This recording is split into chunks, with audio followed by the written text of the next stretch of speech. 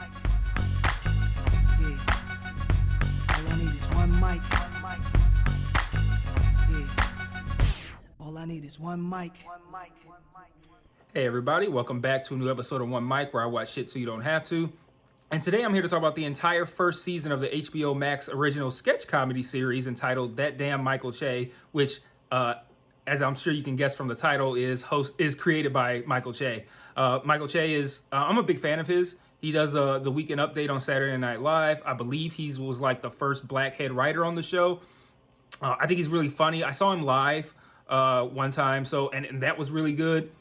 So I'm a big fan of his. I was actually I turned on HBO Max to look for something else, and it was like prominently there because it just came out yesterday, May 6th, and it was one of those things where it's like I turned it on. I was like, oh, Michael Che has a sketch comedy series. Okay, I gotta check this out. And then I looked, and it's only 6 about 20-minute episodes, something like that. So you can get through the whole thing in 2 hours. And at the time I found it, I'm like, I can fit this in. So I watched all 6 episodes yesterday, and just from the top, I feel like it has potential. It starts off pretty mediocre, if I'm being honest. I didn't find it very funny at times, and it's the way it's constructed. Each episode is kind of weird because you have sketches, right, just like you would on Chappelle's show, but the sketches don't play in their entirety, at least in concept. So like you have a sketch, and it's the concept.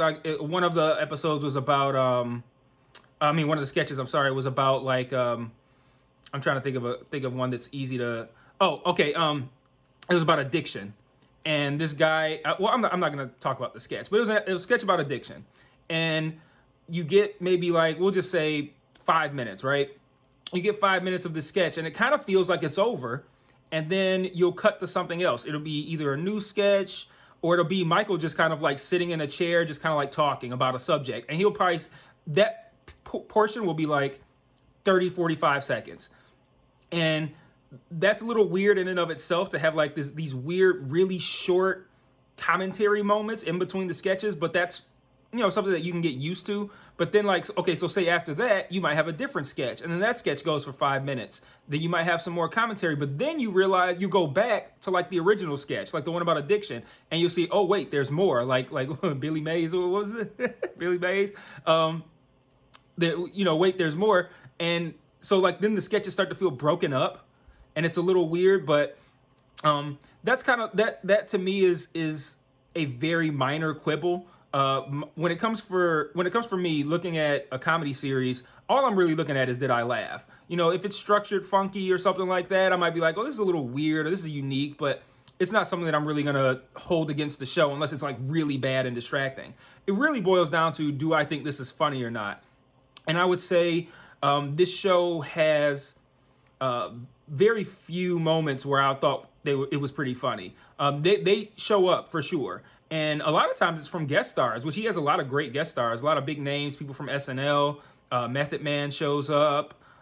Even people from SNL's past, like Colin Quinn shows up at some point. So that was nice to see them together again. But yeah, I don't really hold that piece against the show that much. But the fact that it just really wasn't that funny very often is probably the biggest knock against the show that I can give. But it also feels like it has potential to be funnier as it progresses. Like if it gets a second season, a third season, I could see him really doing something with it, because it does have some really good moments. And then I like the structure of the episodes in as far as it pertains to the season itself. So I don't really like the episode structure within the episode itself, how you get part of a sketch and then some commentary, maybe part of another sketch. That's a little weird. But I like how the season is built out to where each episode has the same theme.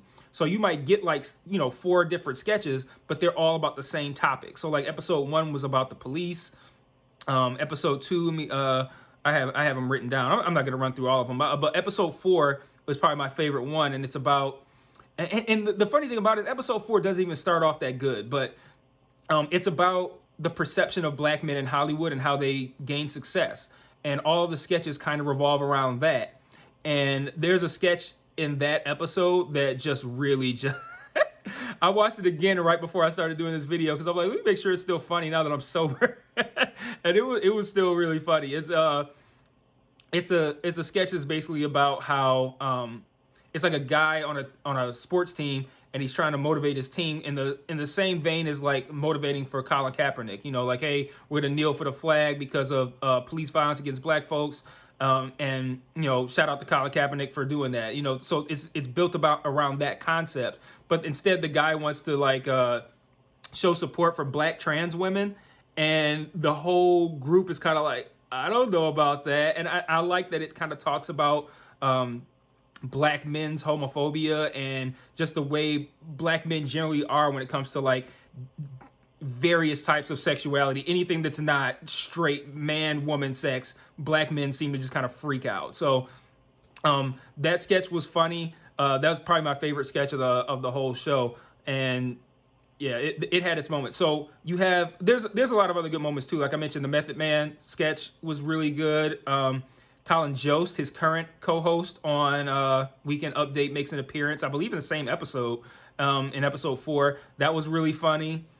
And I think probably the funniest guest appearance is Lawrence Gilliard Jr., who played D'Angelo on The Wire. That's probably the thing that you guys would recognize him from the most from. He had a stint on The Walking Dead too, I believe, but he appears in episode 5 multiple times, and that surprisingly, if you look at the list of the various celebrities, mostly former SNL or current SNL cast members or former ones too, that appear, and you look at this list, you probably wouldn't think that Lawrence Gilliard Jr. would steal the show, but he kind of does. So yeah, there's some moments. So like, and it's one of those things where, like, you know, for me, it didn't really hit at all times. Some of the topics did hit though. I like the commentary on them. Episode 3 was about death, and it did a good job of mixing humor with some pretty insightful commentary. So I like that aspect of it. But you know, if you're someone who well, actually, let me bring this back. I'm somebody who looks at these things fairly harshly. So you know, I might not have found it as funny as maybe you guys might, but it does have its moments that I found to be hilarious. It's just my problem is that they're too few and far between. You know, I would like to say, hey, watch this sketch from this thing, watch this episode, watch this moment. And that would be something that I would recommend to you guys. Like, hey, watch episode 4, watch this moment in episode 5, watch this moment in episode 3. But to like say, you know, I think the whole thing is great and you should watch it, I can't go that far. It's something where, like, if you never watch it, I don't think you're going to miss anything. I don't think this is going to blow up and become some huge viral thing where it's like, oh my God, we're missing out on this, kind of like what Chappelle's show did. But it does have its moments, and it's only 2 hours to get through the whole thing. So, you know, it's comedy. You know, again, you know, have a drink, have a smoke, whatever it is that you do, sit back and watch it, and you'll probably have 2 hours of pretty good laughs. So it kind of depends on the mind state you're in. But the last thing that I want to mention too is that he is so similar to Dave Chappelle in so many ways. And I think unintentionally, I don't think he's out here trying to be the next Dave Chappelle or anything like that. But like, even his voice, his body language, his mannerisms, the way he moves, all are very reminiscent of Dave Chappelle. And that can be distracting at times. You know, you always want to feel like everything that you experience from a comedian should feel new. Like, you don't want to feel like you're hearing the same jokes over and over again, or what makes somebody unique. You don't want to see that again. Like, if another guy came along with the same voice as Cat Williams, he would probably never be successful because everybody would think like, this is just another Cat Williams and we already got Cat Williams. And I don't want that for Michael Che. I think he's really smart. I think he's really funny, and he can't control how he sounds or how he moves. But man, he really reminds me of Dave Chappelle at times, and that did get a little distracting. But again, that's a minor quibble with the show. My main quibble is that I feel like the big laughs just don't come often enough. But all in all, I think it's a solid show. Like, if I could rate it, I'd probably give it like a B, you know, something like that, B minus maybe. I wouldn't go so far as C. It's better than average. I think with the combination of the topics that it chooses to discuss and the highs for the comedy, it's better than a C. But it just doesn't have enough consistency for me to really be like, hey, you guys got to watch this. But, you know, hey, drop some comments. Let me know what you think if you watched it. If you want me to say, hey, I think you should watch this specific moment or this specific episode, and you want to know what those are, hey, I'll let you know. So drop some comments, let me know what you think. You can find this on HBO Max right now, all 6 episodes. And I'll see you guys next time. Peace.